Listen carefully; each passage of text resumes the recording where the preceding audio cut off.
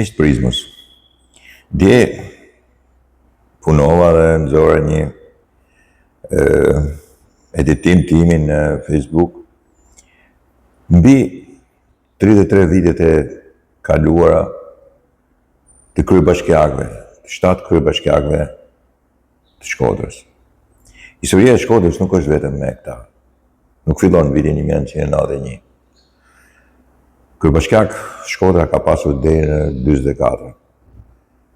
Sigurisht, pjesa e monarkisë kanë qenë vendosur nga mbretëria, nga zogu, të tjerët kanë qenë të zgjedhur. Këshilli Bashkiak është zgjedhur në përgjithësi.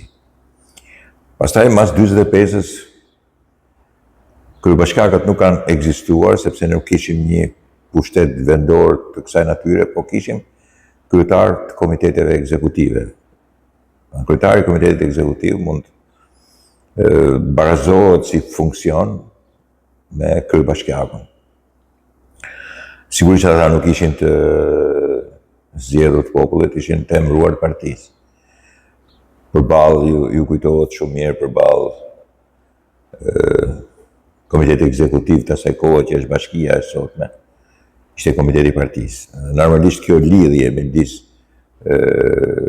partisë dhe kësaj organizimi, i cili është pushteti qendror i ekspanduar në pushtetin vendor, ishte pa zgjidhshëm.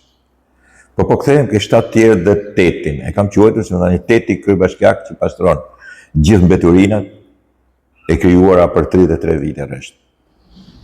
E kam fjalën ke kryebashkiaku i 8 mas viteve 90, i cili gjeti në Shkodër qytetin e mbushur me mbeturina. Jo plera vetëm kuptimin e papastërtisë, i cili pastrohen me fshesës. Kjo është alegorike dhe është një pjesë krahasuese e imja. Po mbeturina në të gjitha drejtimet. Mbeturina e parë kryesore ishte përdorimi politik i Bashkisë Shkodrës edhe Shkodrës në përgjithësi. Përdorimi politik që vinte nga Tirana, që imponohej Shkodrës si një kavje, si një laborator ku rritet kavjet të konsideruara në mënyrë të çmendur antikomuniste. Në një moment që komunizmi kishte rënë, këta e quanin veten antikomunistë dhe pjesa më e madhe e tyre ishin komunistë si Sali Berisha dhe njëkohësisht në disa raste përbënin edhe bashkëpunimin me sigurimin e shtetit. Antikomunistë të cilët sigurisht ata që ishin realisht e pan, e dalluan dhe e morën vesh që është një marrëzi e jashtëzakonshme politike, të tjerë që e kishin për zemër dhe të tjerë që e shfrytzuan, që nuk përkonin realisht me antikomunistët, po përkonin me bashkëpunëtorët e para viteve 1990. E kthyen në eksperiment për të mbajtur pushtetin dhe për të lavdruar nëpërmjet Shkodrës, duke thënë Shkodra e demokracisë. E krijuan eksperimentin që në vitin 1991 me vrasjen e atyre 4 djemve të shkret, të një proteste të asaj kohe dhe zënien kurth të tyre, fituan zgjedhjet në rang kombëtar, shqiptar, si shtet, dhe pastaj shfrytzuan Shkodrën duke e kthyer në kosh mbeturinash kulturore, kosh mbeturinash financiare, kosh mbeturinash të shërbimeve. Në të gjitha drejtimet vuan të një qytet i cili u kthye eksperiment si landfill mbeturinash. Në 2023 sigurisht vjen Benet Bezi, ata që kanë kaluar 2 vjet, me që kanë kaluar 2 vjet në korrikull, jemi në korrik tash. Bile në shtator fillon punën, po në korrik kishte filluar punë Benet Bezi. Ju kujtohet do të administrote plazhin e Velipojës, i duhesh patjetër ta pastronte qytetin. Dhe kishte trashëgiminë e 7 kryebashkiakëve që e kam nxjerrë në një fumet karikaturë, kishin nga një fshesë të vogël, cilët ishin zotë të përballonin mbeturinat, ato plera, por ju ishte kthyer qytetin në mënyrë të tillë. Mbas 2 vjetësh sigurisht ajo karikaturë përfaqëson idenë përçuese të shkrimit tim. Sigurisht kryebashkiaku Bezi ka bërë punën e vet, ka pastruar qytetin. Dhe tash me trashëgiminë atyre të 7-ve, me një fshesë të madhe dhe sigurisht 10-20 herë më i madh se ashtu si kundër janë dhe investimet e tij, që sigurisht duhet të janë me ndihmën e qeverisë, por sigurisht janë edhe me punën e tij. Ka ndryshuar edhe pa ato veprimtarinë atyre të shtatëve dhe shikohet grumbulli i madh i mbeturinave ose po themi i plerave. Është një figurë e cila është groteske, sigurisht, po ka të bëjnë me konceptualisht me prezantimin e Bashkisë Shkodrës. Me prezantimin e një mënyre tjetër, vizioni tjetër dhe pune tjetër. Shërbimesh ndryshe. Sigurisht që është bërë një punë e madhe edhe investuese edhe shërbimesh. Mjafton të shikosh, dje po shikoja këtu afër me të një lulishte që po lyenin. Ishin 5-6 punëtorë të ndërmarrjes shërbimeve që ishin duke lyer stola. Nuk është parë kurrë asnjëherë. I kanë lënë ashtu, o janë prishur, nuk i mirëmanin fare. Ose që lagnin, ose që shërbenin ke lulet, ose që pastronin diçka ose montonin diçka e shkatruar, e marrin e rregullojnë. Është konceptualisht krejtësisht ndryshe dhe këtë unë e konsideroj pastaj pastrim nga mbeturina, se ta heqësh vetëm këtë mentalitet, është pastrim nga mbeturina. Prandaj duhet kuptuar mirë ai fumet që kanë bërë me Benet Becin të madh, ato 7 vegjël me nga një fshesë të vogël, cila nuk pastron asgjë, dhe sigurisht ky kryebashkiak me një fshesë të madhe, e cila pastron pastaj gjithë mbeturinat e qytetit, i cili është i pastër mbrapa, i jeshil i pastër.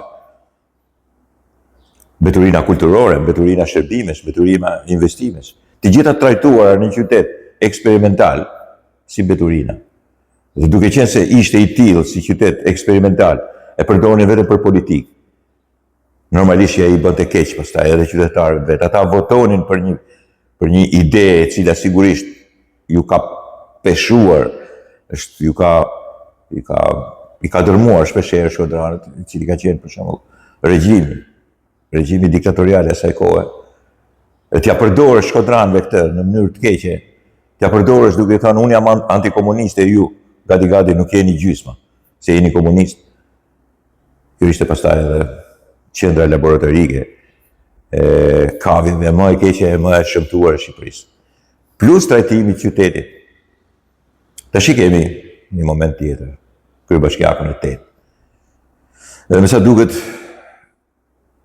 ky 33 vjeç është gati është një moshë biblike, ju besoj e kuptoni ku e kam fjalën. Do të bëjë edhe ndryshimin epokal. Kjo është detyra e Benet Becit dhe i duhet edhe zemër dhe duhet duroj shumë. Duhet duroj në mënyrë të jashtëzakonshme edhe zakonet e mbrapshta që ka Shkodra. Sigurisht është njeri edhe ai edhe normalisht patjetër do hasi edhe me sentimente edhe me marrëzi të jashtëzakonshme administrative, çudirat njerëzve të mësuar mbrapsht për shumë dekada. Nuk janë vetëm 33 vite, por duhet shtyhemi edhe 20 vite më përpara. Të fillimit të një lloj intrige marrërisht të aplikueshme në Shkodrën e këtyre 50 viteve të fundit. Por qyteti duhet pastruar. Duhet pastruar nga mbeturinat e tij, si të diktaturës ashtu dhe të post-diktaturës si qyteti laborator kavjes politike. Që një aplikimi në mënyrë marrërisht të shëmtuar të një antikomunizmi i cili e la mbrapa. Filloi një luftë të re klasash dhe një marrëzi tjetër gati dhe religionare. Duke ndarë lagje, duke ndarë dhe religione në përcaktime njerëzish në punë dhe në përcaktime njerëzish politikisht, katapultime për idiotësh, trashëgimie në zyrat e shtetit, gjyshi, baba, vajza ose djali, dhe gjëra të tilla të cilat sigurisht i kanë përmendur edhe herë tjera. Këto nuk vinë kaq shpejt në të mirë të punës në ndreqje sipër, vinë dal nga dal. Dhe sigurisht duke u riparuar këto, duhet bërë dhe puna, duhet bërë dhe shërbime, duhet mirëmbajtur dhe qyteti, duhet investuar qyteti, duhet mbajtur velipoja, duhet guxuar me velipojën që janë mësuar gjithmonë të abuzojnë, dhe njëkohësisht duhet ruajtur theti, të cilit i çohen rrugët, i çohen shërbimet, por fillon abuzimi nga banorët vetë, sidomos me betonet edhe me krijimin e kushteve me demek me 5 yje, cilët s'ka nevojë fare as kërkush në thet, duke shkatruar natyrën, duke goditur ekologjinë dhe duke prishur edhe atë që është monument kulture, me atë që është shpallur park i mbrojtur. Duke prishur në mënyrë të pandrejshme ndoshta pastaj edhe një zonë e cila në 2016 u shpall park kombëtar i mbrojtur pikërisht nga këto ndërhyrje. Belebeci ka detyra të jashtëzakonshme në ndryshueshmërinë e jashtëzakonshme që duhet patjetër një kryebashkiaku i teti përballë një pune e cila sigurisht është bërë e keqe, shkatruar, mbushur plot me mbeturina nga 7 të tjerët përpara tij. Sigurisht nuk kam asgjë me ato të 7, mund të kemë mbretjet si veçmas për to, por me mbeturina për 30 vjet, bile për 33 vjet e mbushën Shkodrën. Ka ardhur dita që ta pastrojnë në mënyrë të jashtëzakonshme. Dhe kjo detyrë është e kryebashkiakut tet ose Belet Beci. Unë shpresoj që ai ta vazhdojë. Shpresoj që të ketë durimin si kundër ka dhe njëkohësisht aftësinë për të mbajtur ritmin e një pune të ndryshme, plot volum, plot iniciativa dhe sidomos shërbimesh të mira dhe investimesh të mira për Bashkinë e Shkodrës. Dakord, miqtë e mi?